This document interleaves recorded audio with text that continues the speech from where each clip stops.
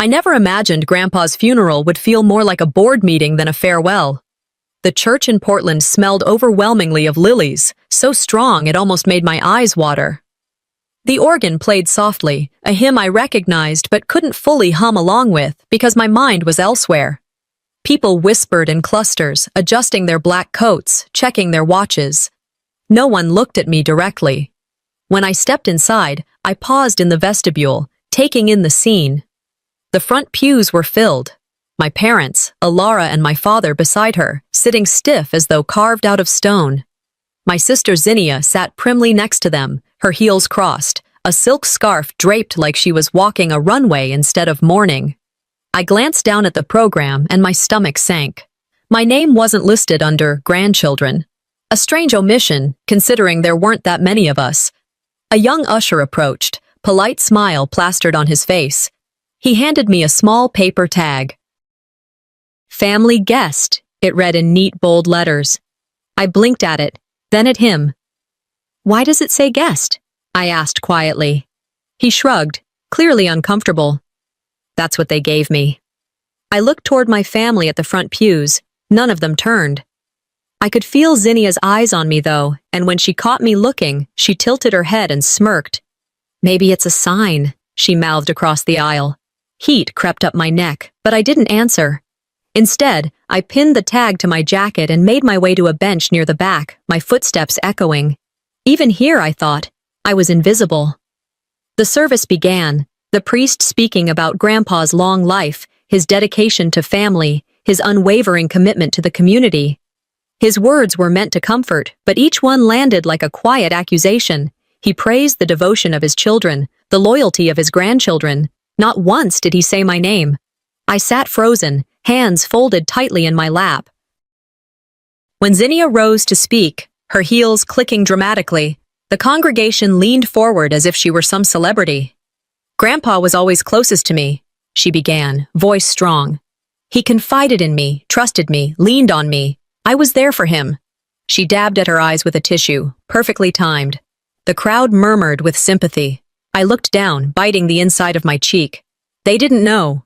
None of them knew about the late nights I spent at his bedside, bringing him soup, reading aloud from his favorite novels when his eyesight failed. None of them knew the quiet moments in his study when he told me stories about his youth, how he reminded me that silence can be more powerful than shouting. One memory surfaced sharply. Grandpa, leaning back in his leather chair, looking at me with tired but clear eyes. You listen better than anyone, Narina, he'd said. That's your strength. Don't let them tell you otherwise. I held on to those words now, like a lifeline, while Zinnia spun her narrative at the pulpit. The stained glass windows cast beams of colored light through the sanctuary. One strip of golden light landed right across my lap, even as the front pew remained in shadow. It felt almost symbolic, though I kept that thought to myself. After the final hymn, we moved to the casket viewing. Relatives lined up with roses, moving slowly in somber order. I stood near the back, waiting. Every time I took a step forward, someone seemed to cut ahead. My turn came last. As I reached the casket, whispers floated behind me. She barely came around. Did she even know him well? The sting was sharp, but I pressed my hand to the cool wood and leaned closer. I came more than they ever knew, I whispered under my breath. No one heard it but me, and perhaps him. When I turned, my parents looked away. My mother busied herself smoothing her dress, my father focused on his shoes. Zinnia was already on her phone, murmuring about dinner plans, laughter slipping out as if the day was nothing more than a social gathering. Walking out into the crisp Portland rain, I pulled my coat tighter. Drops pelted the sidewalk, soaking my shoes. It wasn't just that they ignored me. It wasn't just that they erased me. They were rewriting me, turning me into someone who didn't care, someone absent. But I knew the truth, and so did Grandpa. As I stood on the steps of the church, I realized this wasn't just a farewell. It was the opening act of a war they didn't see coming. The church service ended with a low murmur that carried us all toward the reception hall. I followed the stream of black coats and quiet chatter, the weight of the earlier humiliation still pressing against my chest. The hall smelled of coffee and sugar cookies, a contrast to the heaviness of incense and lilies in the sanctuary. Folding chairs scraped against the floor as people gathered around tables, balancing paper plates filled with pastries. At first glance, it looked like any post-funeral gathering. Cousins reminiscing, neighbors offering condolences, old friends remembering Grandpa's jokes. But then my eyes landed on the large memorial board set up near the piano.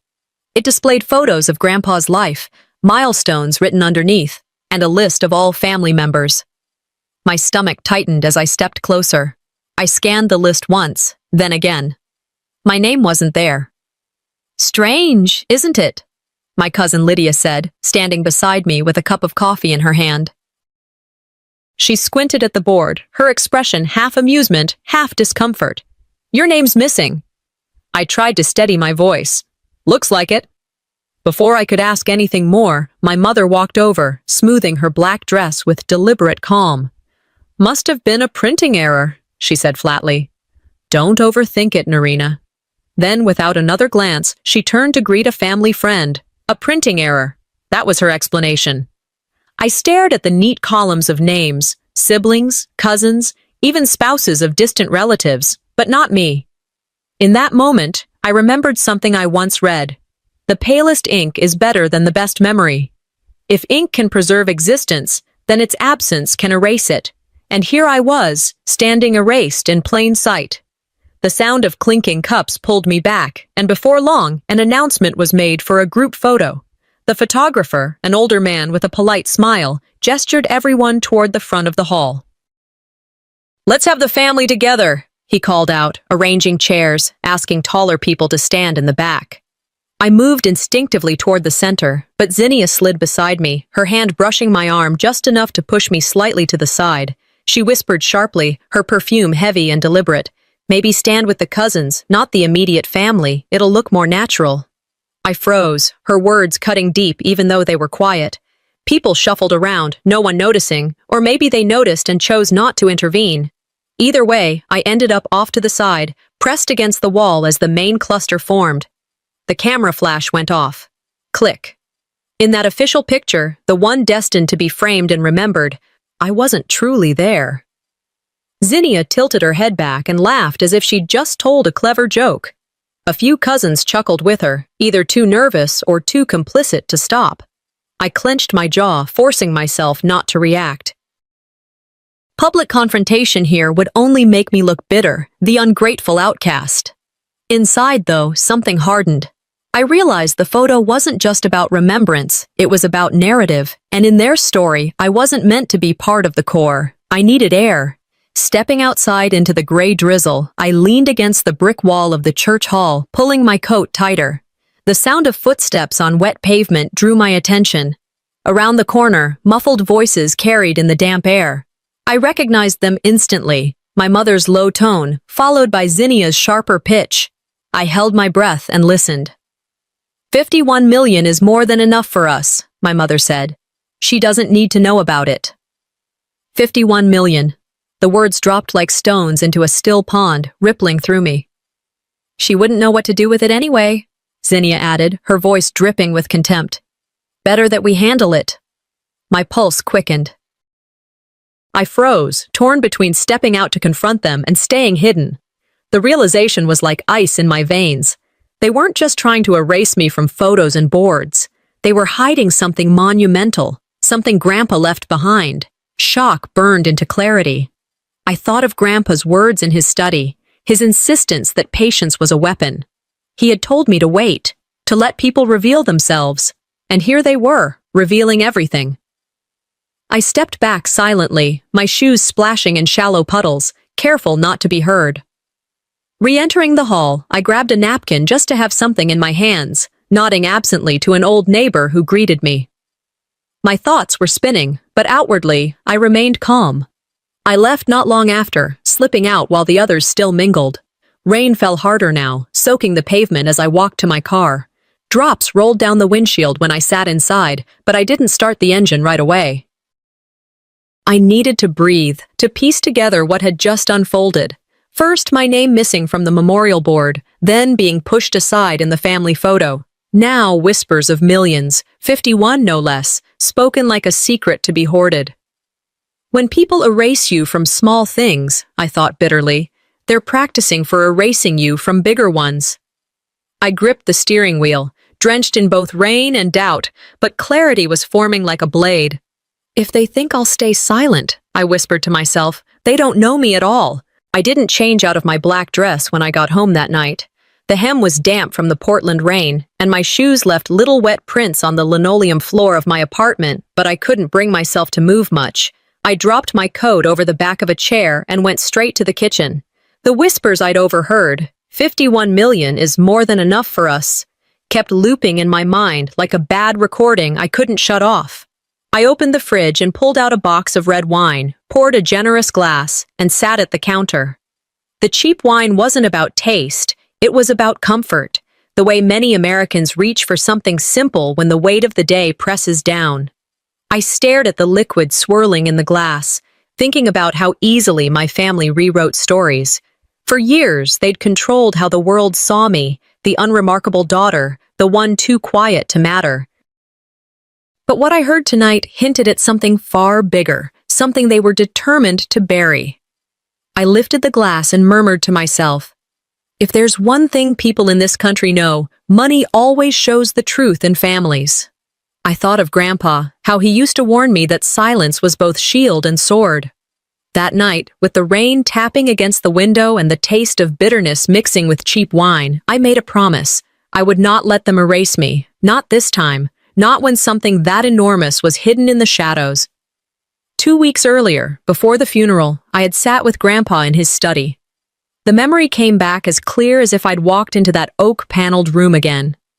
His desk was scattered with old books and yellowed notes, the smell of leather and paper lingering. Rain had tapped against the window then, too. He looked frail, his hands thin, but his eyes steady. "You know what they'll do, don't you?" he asked, his voice softer than I'd ever heard, but still deliberate. I shook my head. "What do you mean?" "They'll underestimate you," he said, leaning back in his chair. "That's your strength. Don't fight their games. Wait, watch. Let them believe they've already won." I frowned, unsure, but he smiled faintly. "You've always been the steady hand.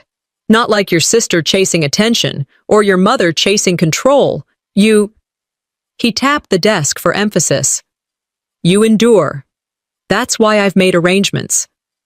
"Arrangements?" I asked, my breath catching. He waved a hand, dismissing further questions. "You'll know when the time comes."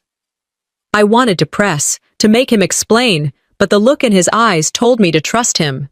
He reached across the desk and patted my hand. "Family isn't blood, Narina. Family is who shows up when it matters."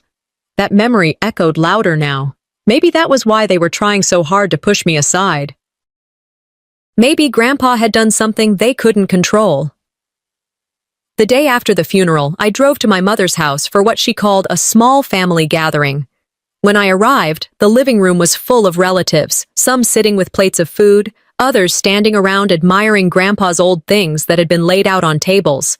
It looked less like mourning and more like an auction without bidding paddles. Alara pointed to the items, announcing who would take what. Zinnia wasted no time claiming a set of jewelry. "Grandpa always loved when I wore these," she said smugly, holding up the necklace. My mother nodded approvingly, handing her the case. Alara herself took the antique clocks that used to line the study, saying, "They'll remind me of the rhythm of his life." 2 cousins argued over a painting, their voices rising until someone stepped in. When it came to me, Alara gestured to a chipped glass ashtray on the far table. "Here, Narina. You can take this." I stared at it. The ashtray wasn't even valuable. It was cracked on one side, the kind of thing you might find at a garage sale for 50 cents. Zinnia smirked from across the room. "Something small suits you, right?" A ripple of laughter followed from 1 or 2 relatives, though most stayed quiet. I felt the burn of humiliation rise in my throat, but I said nothing. I picked up the ashtray, holding it carefully as though it mattered. Inside, I was already cataloging every slight, every move. Someday, I'd need these memories. The gathering carried on with chatter, but I tuned most of it out. I left early, stepping into the cool evening with the ashtray wrapped in tissue. On the drive home, I kept glancing at it on the passenger seat, that ugly little object mocking me. The whispers of millions rang in my head alongside Zinnia's laughter. They gave me scraps because they were hiding a feast.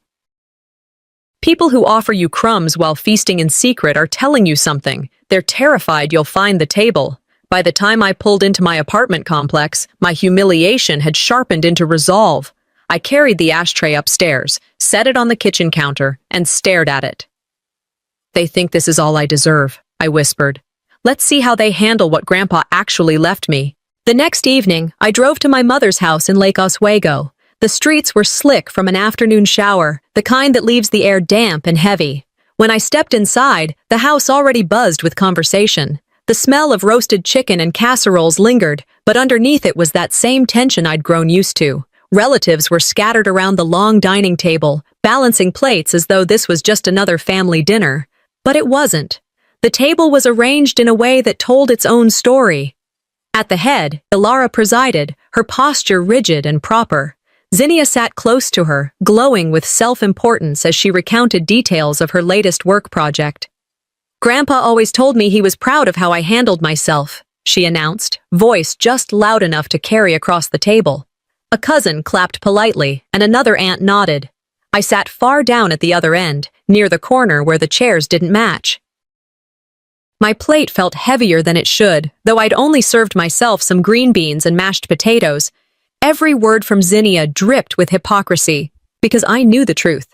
Grandpa hadn't seen her half as much as she claimed. Yet here she was, building her story brick by brick, while the rest played along with nods and half smiles. I pushed food around my plate and listened. The tone of the evening was passive-aggressive, an orchestra of hidden barbs dressed as casual remarks. "Isn't it nice we can all be together like this?" Ilara said smoothly, not looking my way once. The implication wasn't lost on me. When the laughter at the other end peaked, I leaned back slightly. Inside, my thoughts ran sharp. They want me out of the frame socially before they can erase me legally. Zinnia leaned forward suddenly, her voice cutting across the chatter. "You know," she said loudly, eyes fixed on me, "some people should just be grateful we even let them sit here." The room went quiet for a second before uneasy laughter filled the space. Some cousins chuckled half-heartedly, others shifted uncomfortably in their seats. Ilara stayed silent, sipping her wine as though nothing had been said. Her silence was louder than words. My hand tightened around the fork. I wanted to stand, to slam it down, to ask how they dared. But I remembered Grandpa's voice. Patience is a weapon. Instead, I forced myself to take a slow breath. A cousin leaned toward me, whispering, "Just ignore her. It's not worth it." I glanced at him, forcing a smile. "It is worth it," I said softly. "Every word is fuel." I didn't eat much more. The food had turned tasteless. Later, I stood in the kitchen, helping to clear plates because no one else offered. The hum of voices drifted in from the dining room, punctuated by Zinnia's laugh. She followed me in, setting her glass down on the counter with a deliberate clink. "Don't worry," she said, her tone syrupy sweet. "Maybe you'll get something from Grandpa's things too, like his socks." Another sibling, standing by the fridge, chuckled. "That's probably all that's left for her?" Their laughter filled the small space. I gripped a dish towel, drying plates as though it were the most natural thing in the world. The sting was sharp, but I didn't give them the satisfaction of seeing me flinch. I remembered Grandpa again, the way he looked at me with calm certainty. "They'll underestimate you. That's your edge." So I dried the dishes slowly, each plate a reminder that I wasn't there to fight in their arena. They saw a servant. I saw myself collecting evidence. Every insult was logged, every humiliation stored away. Zinnia leaned against the counter, watching me. "Quiet as always," she said. "It's almost too easy." I turned my head, met her eyes just long enough, and said nothing. Then I placed the last dish in the rack and walked past her without a word. My silence was deliberate, and she didn't even realize it. Back in the dining room, I sat at the end of the table again, speaking little. Guests began preparing to leave, voices rising in parting jokes and hugs. Ilara stood, clinking her glass. "Let's all thank Zinnia," she said warmly. She's been such a rock for this family. Applause rippled around the room. Not a word about me, not a glance in my direction. I sat still, watching her smile in triumph, Zinnia basking in the attention like a queen on her throne. Every humiliation is a down payment on my resolve, I thought. When the last of the relatives drifted toward the door, I rose, pulling my coat from the back of my chair. I stepped out into the cool night, the sky clear now after the rain. I paused at the edge of the driveway, looking back at the glowing windows where their laughter still spilled out. They think silence is surrender, I muttered. They'll find out soon it's strategy. Aunt Leora's living room smelled faintly of potpourri and lemon cleaner when I walked in that evening.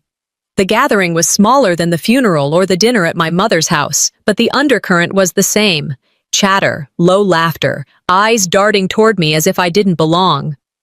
I kept my coat on longer than I should have, standing near the doorway until Leora insisted, "Come, sit down, Narina. Don't just hover." I chose a spot on the sofa's edge, but the conversation carried on as though I wasn't there. My cousins huddled in groups, sipping coffee, eating pound cake from paper plates. Their voices dropped when I approached, then rose again in laughter once I moved away. And then I caught it. 2 aunts whispering near the kitchen doorway. "She's always been bad with money," one said, shaking her head. "Can't hold a job. Grandpa knew better than to trust her with anything important," the other replied, almost gleeful in her cruelty. The words landed sharp, but I didn't flinch. I took a slow sip of my coffee and let the bitterness sit on my tongue. They were rewriting me, reshaping who I was in front of others, financially irresponsible, unreliable, unworthy. They pretended history supported their story.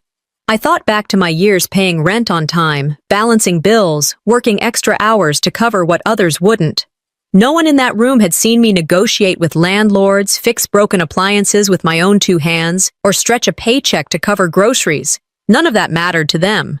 What mattered was controlling the narrative. I remembered a quote I once read, something Mark Twain had said. "A lie can travel halfway around the world while the truth is still putting on its shoes." Tonight, I could feel the lies sprinting while the truth waited, shoelaces tangled. I set my cup down with deliberate calm. Let them speak. Every whisper only confirmed what I already knew. They were afraid. And fear dressed itself in gossip. Later, when some of the cousins had left and the noise had settled, Alara approached me. She didn't call me across the room. Instead, she slipped to my side, her hand resting briefly on my arm, her smile careful. "Honey, could we talk in the other room?" I followed her into the living room, where the lamp's soft glow gave the illusion of warmth. She closed the door halfway and lowered her voice. "I know it's been stressful," she began, her tone dipped in concern. "All this back and forth, all this confusion. We don't want things to get more complicated than they already are." I tilted my head slightly, waiting. She reached into her purse and pulled out a sealed envelope. Holding it between 2 manicured fingers, she offered it to me. "Here's something for you. A gesture. It's fair, and it's yours. Please, don't stir up drama for the rest of us." I didn't take it right away. Instead, I asked, "What is it?" "Just open it," she urged. I slid the paper free and found a check inside. $5,000. I stared at it for a long moment, then looked back at her. "This is my share?" I asked. She nodded, relieved, as if the deal were already done. "Yes, that's right. Consider it your portion. It's more than enough, Narina."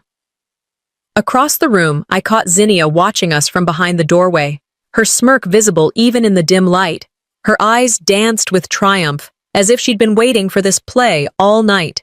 The humiliation hit me in waves. $5,000, handed like a bribe, like hush money to make me disappear. Not kindness, not fairness, a payoff. I folded the check slowly and slid it back into the envelope. My pulse was steady, my voice calm. "You can't buy silence with scraps, not mine." Alara's smile faltered, cracking at the edges. "Narina, don't be difficult. This is generous. We're trying to be fair." From the doorway, Zinnia scoffed. "Ungrateful, as always." I turned toward her, my voice firmer now. "You keep pretending this is generosity, but it isn't. It's fear. You're afraid of me. That's why you want me quiet. The words landed louder than I intended. Heads turned. A few relatives, lingering nearby, stopped their conversations to listen. The whisper of my defiance traveled through the room. Alara stiffened. That's not true. You're overreacting. No, I said. I'm finally reacting. The silence stretched, uncomfortable, until Zinnia broke it with a sharp laugh. You'll regret this, Narina. I met her gaze evenly. I think you will. Without another word, I set the envelope on the table. It lay there under the chandelier's light, looking small, cheap, exposed. I walked out of the room, past the relatives whispering, past their narrowed eyes and muttered judgments. When I stepped outside, the Oregon night was cold, the air crisp against my face. I drew in a deep breath. The sting of insult still burned, but beneath it, something stronger had taken shape. Clarity. I pictured the envelope still sitting on that table under the glow of the chandelier. To them, it was an offer. To me, it was proof. A symbol of how little they thought of me and how terrified they were of the truth coming to light. When they give you scraps, I whispered to myself, it's because they're hiding a feast. I just need to prove it. Sliding into the driver's seat, I started the car. My reflection caught in the windshield, eyes sharper than I remembered. If they think $5,000 is enough to shut me up, I muttered, voice steady, wait until they see what 51 million looks like in my hands. 1 week after the funeral, I pulled into the driveway of my mother's house again. Cars lined the street, sedans, SUVs, a couple of luxury imports from cousins who always made sure people noticed what they drove. Through the windows, I could see silhouettes moving around, hear the faint hum of voices rising in small bursts of laughter. My chest tightened. After the bribe they tried to hand me at Leora's, I knew tonight would be no easier. The moment I stepped inside, the air felt different. The smell of casseroles and roast beef mingled with perfume and cologne, and the living room buzzed with people carrying plates, wine glasses in hand, talking over one another. Kids darted between legs, chasing each other with shrieks that grated against the thick undercurrent of tension. Narina! Zinnia called, her tone sweetened too much, like syrup poured on something already spoiled. She waved me over, but the way her eyes flickered told me she was drawing attention to me as though I were an unexpected guest. Conversations quieted just enough for people to glance in my direction, then resume with hushed undertones.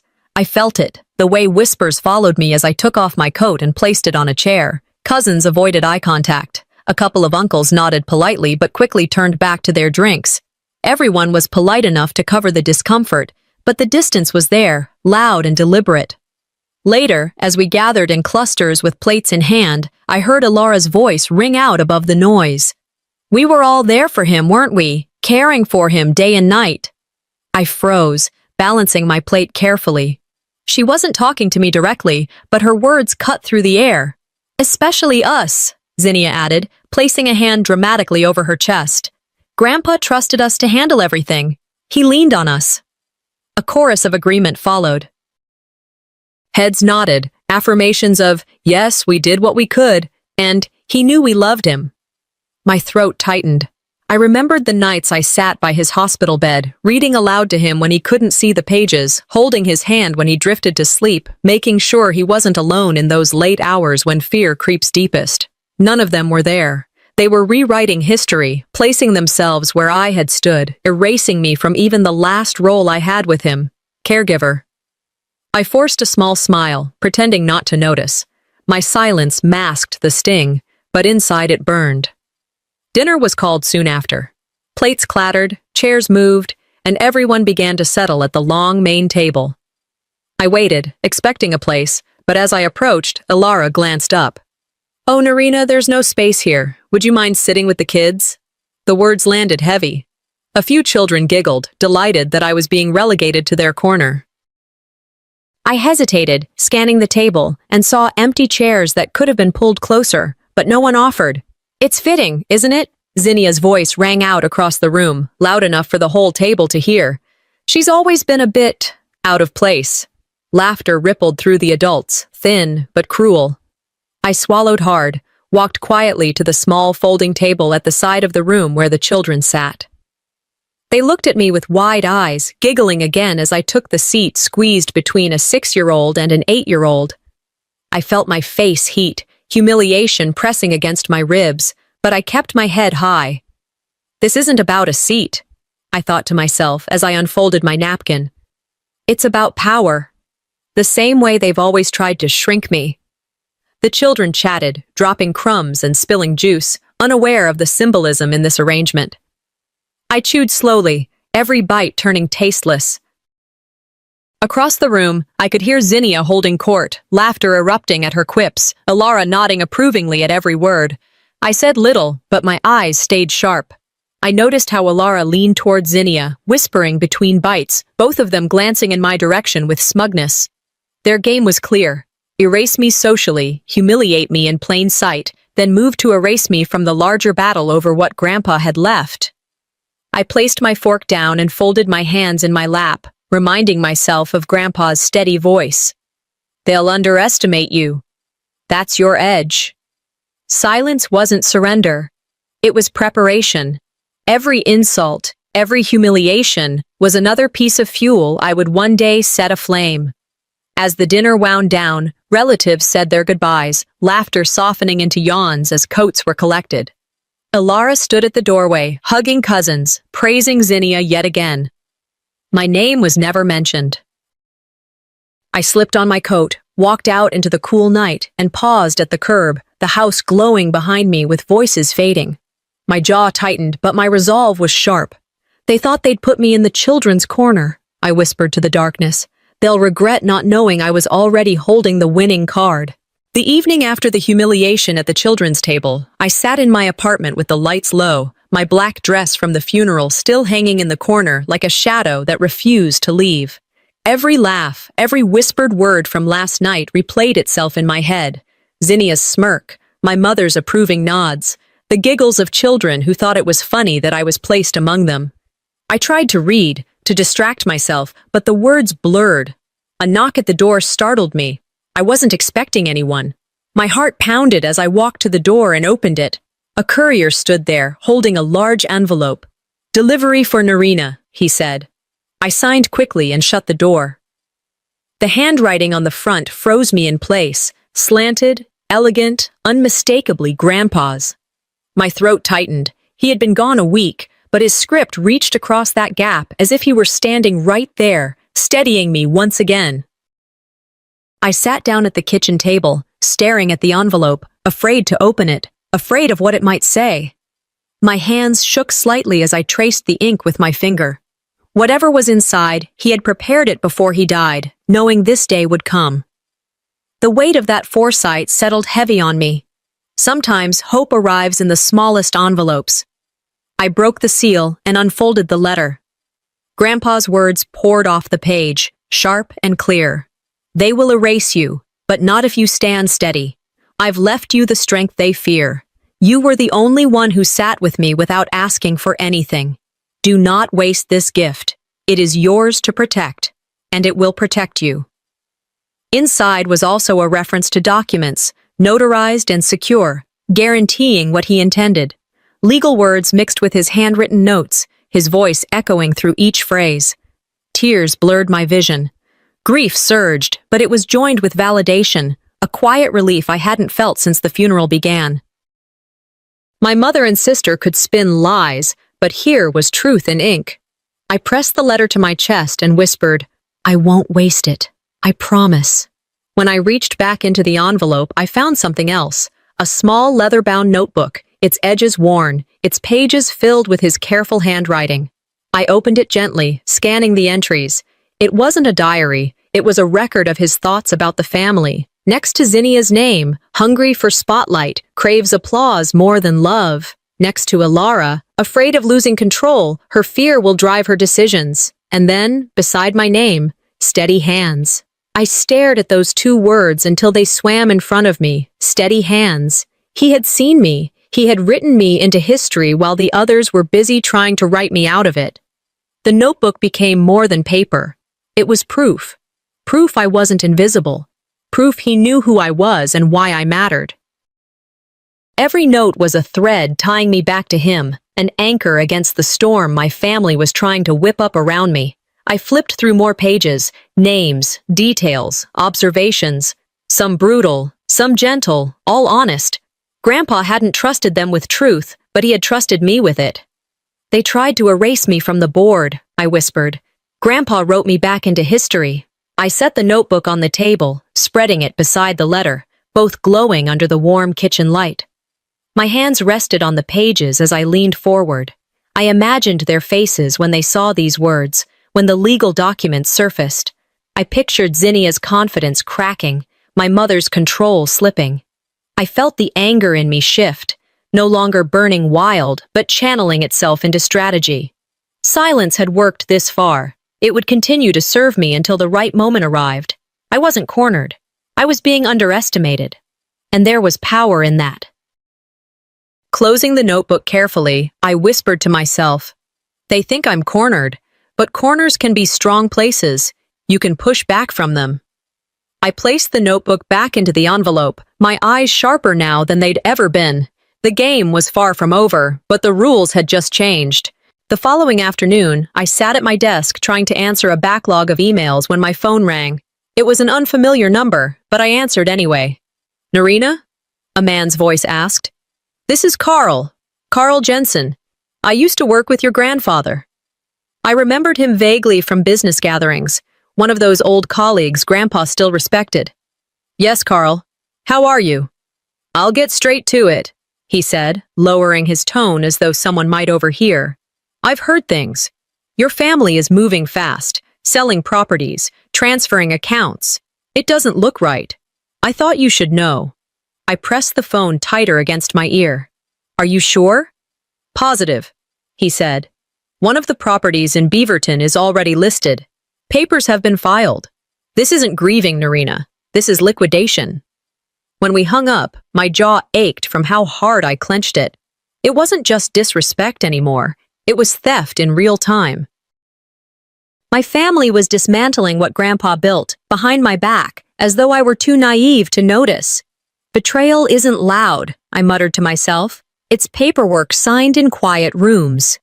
That evening, my inbox pinged with a new message. The sender's name chilled me. Vera Hammond, the family's attorney. I hesitated before opening it, already bracing myself. The subject line read, "Medical Evaluation, Confidential." I clicked it open and scanned the attached PDF. My stomach turned. It was a so-called evaluation from a doctor I'd never heard of, dated only a week before Grandpa passed. The words leapt off the page. "Patient demonstrates diminished mental capacity, unsuitable for making major financial or legal decisions." I shoved the laptop back slightly, my chair scraping the floor. It was an outright fabrication. Grandpa had been frail, yes, but his mind had been clear enough to talk to me about history, clear enough to draft his wishes, clear enough to look me in the eye and call me steady. I dialed Vera immediately. She answered with cool detachment. "Narina." "What is this?" I snapped. "You know he wasn't incompetent." "You have your opinion," she replied smoothly. "But legally, this document calls everything into question." "You're attacking his dignity to steal his legacy," I said, my voice shaking with fury. "I'm doing my job," she said flatly. "I suggest you stop digging before you bury yourself in costs you can't afford." I ended the call with my hands trembling. American families know this tactic all too well, challenging competency, twisting grief into leverage. It wasn't just about inheritance, it was about reputation. About rewriting Grandpa himself into someone who didn't know what he wanted.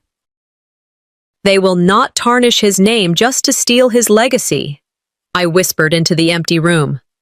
By nightfall, another knock came at my door. A courier, crisp in uniform, held out a large envelope. "Delivery for Narina Ellis," he said. I signed, shut the door, and ripped it open at the kitchen counter. Inside was a cease-desist letter. The language was sharp, threatening. "Cease immediately from making false claims regarding estate matters. Continued allegations will result in legal action, damages, and fees pursued to the fullest extent of the law." I laughed bitterly, the sound hollow in my apartment. They want me scared. They don't realize fear sharpens me. I folded the letter neatly and slid it under Grandpa's notebook, weighing lies against truth. The contrast struck me. On one side, his steady handwriting calling me steady hands. On the other, machine-printed intimidation designed to crush me. Threats are just noise, I told myself. Proof is power. The night stretched on, rain tapping against the window. I sat at my kitchen table, surrounded by the envelope, Grandpa's letter, his notebook, papers that screamed lies, papers that whispered truth. I was alone, yes, but not powerless. I traced his words with my finger. Don't waste this gift. I breathed deeply, letting anger settle into something sharper, tactical patience. I would not be bullied into silence. I would not be erased. I pushed back from the table, stood, and spoke aloud into the quiet. If they want war in the shadows, I'll show them what light can do. The morning after I received the cease and desist, I sat at my kitchen table with Grandpa's notebook spread open before me. The legal letter still lay where I had left it, its sharp words glaring like a knife against the wood. I had slept little, and the silence of the apartment was heavy, but my mind was clear. I was weighing the lies against the truth, just as I had done the night before. A knock at the door startled me. For a moment, I wondered if it was another courier bringing more threats. But when I opened the door, it wasn't a stranger. It was Indira, Grandpa's lawyer. She carried a leather briefcase, her dark coat damp from the drizzle outside. "May I come in?" she asked. I nodded, stepping aside. She placed the briefcase on my table and looked me directly in the eye. "Narina, I know what they're trying to do. I've seen the so-called medical evaluation, and it's a lie. He was of sound mind. I was with him when he signed." My throat tightened. "They're trying to erase him, Indira, and me along with him." She opened the briefcase and pulled out two things, the official will and a small USB drive. She slid them across the table toward me. "This is deliberate, legal, and airtight. And this," she tapped the drive, "is a video recording of your grandfather, his voice, his signature, his words. No one can twist that." I picked up the drive, staring at its weightless size. "He thought of everything." Indira softened. "He trusted you. I promised him I'd stand by you, and I will. You're not fighting this alone." Relief flooded me like a tide breaking through stone. For the first time since the funeral, I felt validated. My suspicions weren't madness. They were truth, anchored now in legal documents and Grandpa's own voice. The briefcase between us felt like a vessel of truth against a sea of lies. Later that week, I walked to the small white house next door to Grandpa's old place. Astria, his elderly neighbor, opened the door. She was in her 70s, hair pulled back neatly, glasses perched low on her nose. When she saw me, she smiled with warmth that eased something in me. "Come in, dear," she said, ushering me inside. The scent of tea and old wood filled the air. We sat at her kitchen table, sunlight streaming through lace curtains. She patted my hand gently. "Your grandfather always spoke about you. He told me, Narina is the only one who visits, the only one who doesn't want anything from me." I blinked hard, trying to hold back tears. "He said that?" She nodded firmly. "All the time. I used to see your car in his driveway late at night, or I'd hear the two of you talking through the open window in summer. He never mentioned the others the same way." She stood and shuffled to a drawer, pulling out a small calendar. "Look," she said, pointing. In Grandpa's handwriting, notes filled the squares. Dinner with Narina. Reading with Narina. Visit, Narina brings soup. I traced the ink with trembling fingers. These weren't just memories, they were records, community testimony, the truth scribbled in the margins of ordinary days. "Thank you," I whispered. "Thank you for keeping this." Astria squeezed my hand. "Don't let them tell you otherwise. Some people live in lies, but neighbors see the truth." Her words anchored me in a way documents couldn't. A few days later, I met Ophélie, Grandpa's longtime housekeeper, at a quiet cafe downtown. She was small, gray-haired, her accent still heavy from her French roots, but her eyes were steady. She held my hands across the table before speaking. "I was there," she said firmly. "The day he signed the papers. He was clear, alert. I stood with the witnesses. He knew what he was doing." I swallowed, my eyes blurring. "Everyone says otherwise. They're making him sound confused." "No," she shook her head fiercely. "He was not confused. He told me himself, 'I trust Narina. She is the steady hand.' Those were his words." The cafe noise dimmed around me. Hearing his words echoed back by someone who had stood beside him, who had watched him write his signature, broke something in me.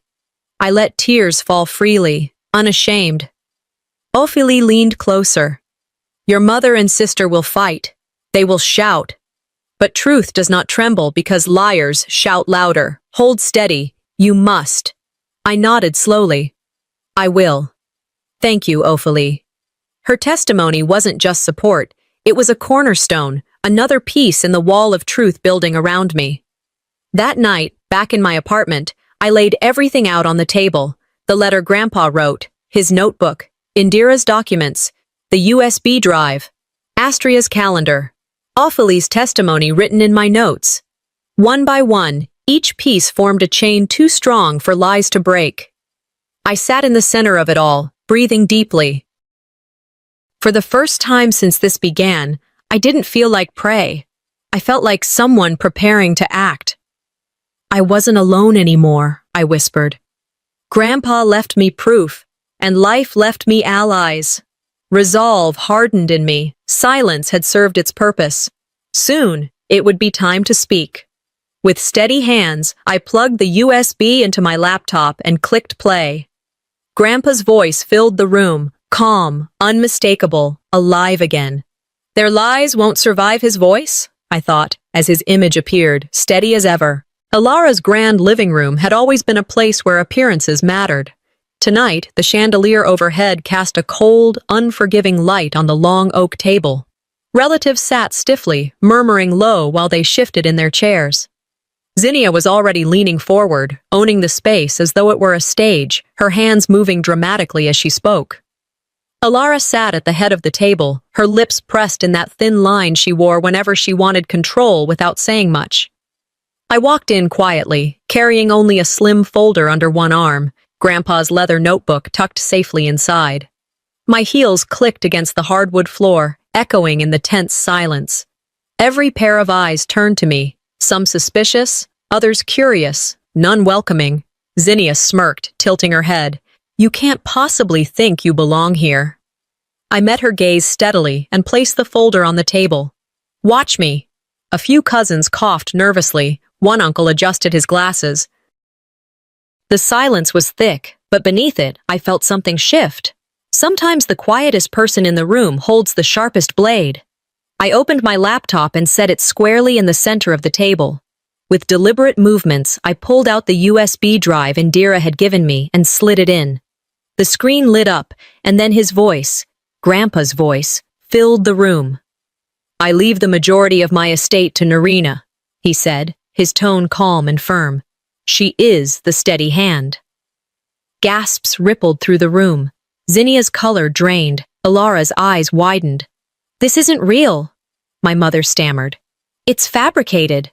"It's verified," Indira said firmly, stepping out from her seat. "The will is notarized. The recording is authentic. It stands." The murmurs grew louder. Some relatives looked shocked, others angry. But no one could deny what they had just heard. Grandpa himself declaring his intent. The sound of his voice was like he had returned, sitting with us, defending me against their lies. Yeah, it was no longer my word against theirs. It was his word, preserved in ink and video. Zinnia slammed her palm on the table. "He was confused. You manipulated him." "Really?" I asked quietly. "Because he sounded clear to me." The tension broke like glass shattering. Arguments erupted, voices overlapping. But I didn't shout. Instead, I reached into my folder and pulled out Grandpa's old fountain pen, the one he had always used, the one he left for me. Slowly, deliberately, I signed the legal documents asserting control of the estate, each stroke echoing in the silence as people realized what I was doing. When I finished, I placed the pen on top of the signed papers and looked around the room. You thought I was invisible. Turns out, I was the only one he trusted. Zinnia's chair screeched back as she stood, fists clenched. This isn't over. I met her fury with ice. For you, it just might be. The whispers in the room grew urgent, confused, but the balance of power had shifted. The documents were signed. The video was proof. The pen was a symbol. Authority now sat with me. Zinnia stormed out, her heels striking the floor like gunshots. Alara stayed seated, her hands trembling slightly, her face pale. Vera, their attorney, sat silent, lips tight, eyes darting nervously as if looking for an escape route. The others stared at me, a mixture of awe, fear, and perhaps respect. For the first time, no one dared call me unworthy. Inside, my thoughts steadied. It wasn't revenge, it was justice. And justice, when delayed, strikes harder. I gathered the documents into my folder, placed the pen gently on top, and stood. My voice was calm but firm, carrying across the room. Tomorrow, we start rebuilding. Without liars at the table. The morning after the family meeting felt different, as though the air itself carried the weight of what had been exposed. My phone buzzed incessantly on the nightstand, notifications stacking faster than I could read. Some were from relatives congratulating me quietly, as though they admired what I'd done but were too afraid to say it out loud. Others were venomous, accusing me of betrayal, of selfishness, of ruining the family. One message from a cousin read, "You should have just let it go. He wouldn't have wanted this." Another read, "Proud of you." It was about time someone stood up to them. Scrolling through them all, I felt the sharp split down the center of my family. There was no going back. I set the phone down, screen glowing with the chaos of a broken network of relatives. Truth doesn't heal families, I whispered to myself. It exposes them. And once exposed, people scatter to protect themselves. With a long breath, I turned the phone face down. I couldn't fight every rumor, couldn't spend my days explaining myself to people who had already chosen what they wanted to believe. Victory felt real, but so did the loneliness that followed. By mid-afternoon, I heard a knock at my door. When I opened it, my mother stood there. Alara's face looked pale, her posture less rigid than usual. For the first time in years, she seemed smaller, diminished somehow. "Narina," she said softly, "we need to talk." I stepped aside, and she walked into the living room. Her hands fidgeted with the ends of her scarf as she sat down. "You've ruined this family," she began, her voice trembling. "Do you think he'd be proud of you? Proud that you tore us apart?" I sat opposite her, calm. "He'd be proud that I didn't let you erase me. Or him." Her lips parted as though to respond, but nothing came out. I saw it in her eyes, something close to regret, maybe even an apology. But it stopped short, strangled by pride. She looked down, shook her head, and rose abruptly. "I can't," she muttered, her voice breaking, and moved toward the door. Her scarf slipped from her shoulders, falling onto the arm of the chair she had sat in. She didn't notice. Or maybe she did, and chose to leave it behind, a silent reminder of her presence even after she stormed out. I stared at it for a long moment, realizing she wasn't a villain in her own mind. She was simply a woman afraid of losing control, and fear had made her cruel. The days that followed brought another storm, this time not in living rooms but online. Zinnia took to social media with a carefully staged photo of herself, captioned with words dripping in victimhood. It's hard when someone you love manipulates the weakest moments of a dying man. Some of us were there for him, others only for themselves. The comments rolled in.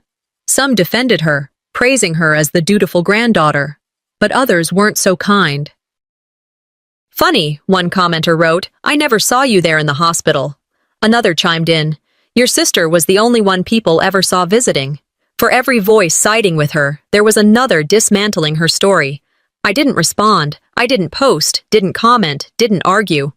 Arguing with liars doesn't make you truthful, I told myself. It makes you loud, and loudness is their game, not mine.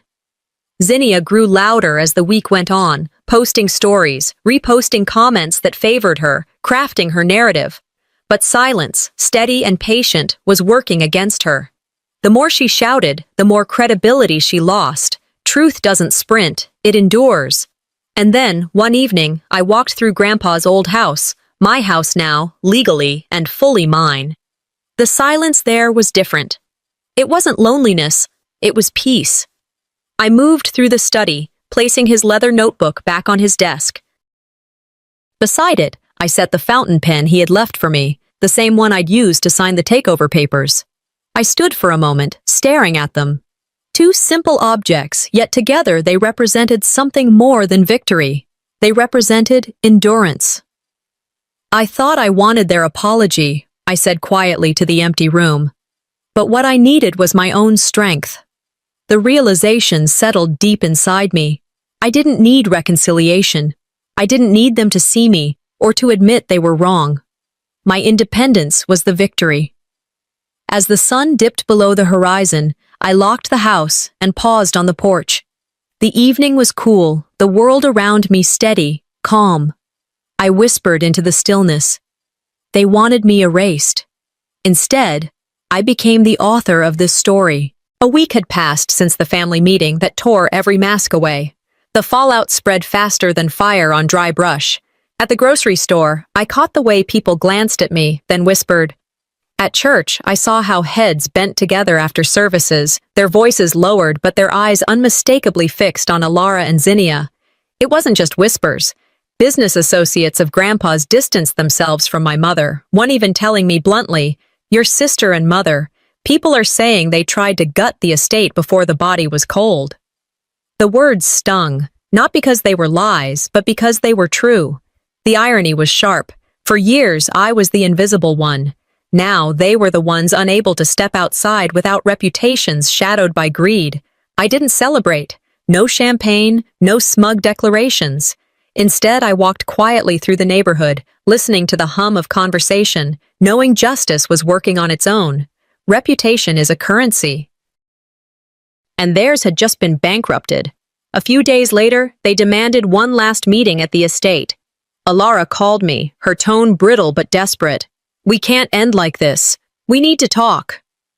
When they arrived, both she and Zinnia looked thinner, worn down by the constant eyes on them. They entered Grandpa's study with restless energy, pacing like caged animals. "You'll ruin everything he built if you cut us out," Alara snapped. "The estate needs us," Zinnia added, her voice sharp. "You think you can carry his legacy alone? Without us, it falls apart." I sat at the desk, Grandpa's notebook before me. My voice was steady.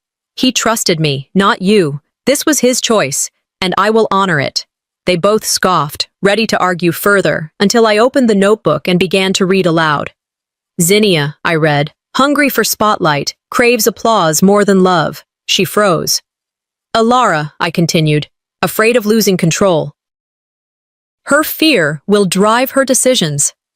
Their faces drained of color as each word fell like a gavel.